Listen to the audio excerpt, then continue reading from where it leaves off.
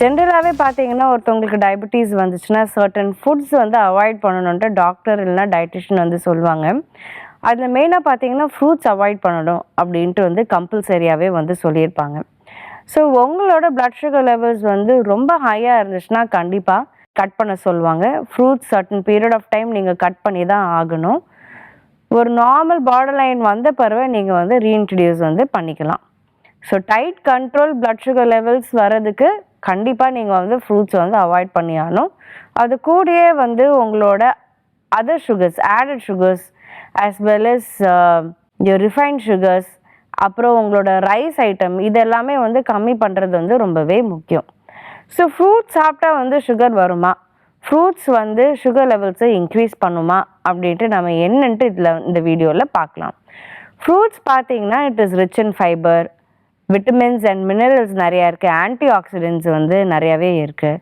Diabetic இண்டிவிஜுவலுக்கு வந்து இது வந்து ரொம்ப ஃப்ரெண்ட்லி தான். ஆனால் நம்ம அளவுக்கு மீறி அதிகமாக எடுக்கும்போது தான் நம்ம சுகர் லெவல்ஸ் வந்து அதிகம் ஆகுது. இந்த ஃப்ரூட்ஸில் என்ன டைப் ஆஃப் சுகர் இருக்குது அப்படின்னு பார்த்தீங்கன்னா நேச்சுரல் சுகர் கால் ஃப்ரக்டோஸ். இந்த ஃப்ரக்டோஸ் வந்து நேச்சுரலாகவே வந்து இந்த ஃப்ரூட்ஸில் வந்து இருக்குது. ஸோ இருக்கிறனால நம்மளோட பிளட் சுகர் லெவல்ஸ் வந்து இன்ஸ்டண்ட்டாக வந்து ஸ்பைக் பண்ணுது. டயபெட்டிக் பேஷண்ட்ஸ் வந்து எவ்வளோ ஃப்ரூட்ஸ் எடுக்கணும் அப்படின்ட்டு பார்த்தீங்கன்னா ஒரு 50 கிராம்ஸ் per day எடுத்தால் போதும். ஆனால் இந்த டைமில் நிறைய பேஷண்ட்ஸ்க்கு வந்து ஸ்வீட் கிரேவிங்ஸ் நிறையவே இருக்கிறனால மோர் தேன் 2 or 3 ஃப்ரூட்ஸ் வந்து அட் அ டைம் எடுத்துக்குவாங்க. எல்லாம் ஃப்ரூட் ஜூஸஸாக ஆக்கி அதை நிறைய சர்க்கரை ஆட் பண்ணி வந்து குடிப்பாங்க. ஸோ கண்ட்ரோல்டாக இருக்கிறது வந்து ரொம்பவே முக்கியம். ஒரு நாளைக்கு வெறும் 50 கிராம்ஸ் ஆஃப் ஃப்ரூட்ஸ் எடுத்தாலே போதும். அதில் என்ன ஃப்ரூட்ஸ் எல்லாம் எடுக்கலாம் அப்படின்ட்டு பார்த்தீங்கன்னா fruits which is high in fibre. மெயினாக நம்மளோட ஆப்பிள், பேரிக்காய், கொய்யாப்பழம், பொமக்ரானட், சாத்துக்குடி, கிவி, ஸ்ட்ராபெரி. ஸோ இதெல்லாமே வந்து ரெகுலராகவே எடுத்துக்கலாம். எடுத்தாலும் வந்து 50 கிராம்ஸ் தான் வந்து எடுக்கணும். ஸோ உங்களோட சுகர் லெவல்ஸ் நார்மல் லெவல்ஸ்க்கு வந்த பிறகு நீங்கள் உங்களோட ஃப்ரூட்ஸை ரீஇன்ட்ரடியூஸ் பண்ணிக்கலாம். எவ்வளோ ரீஇன்ட்ரடியூஸ் பண்ணலான்னா ஒரு நாளைக்கு 100 கிராம்ஸ் மட்டுமே போதும்.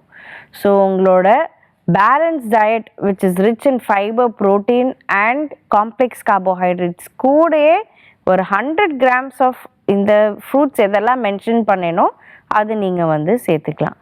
ஸோ இந்த ஃப்ரூட்ஸ் எல்லாம் எப்போ எடுக்கலாம் அப்படின்ட்டு பார்த்தீங்கன்னா டயபெட்டிக் பேஷண்ட்ஸ்க்கு வந்து டைமிங் ரொம்பவே இம்பார்ட்டண்ட். எல்லா மீல்ஸுமே டைமுக்கு எடுக்கிற மாதிரி இந்த ஸ்நாக் ஐட்டமும் டைமுக்கு எடுக்கிற மாதிரி பார்த்துக்கோங்க.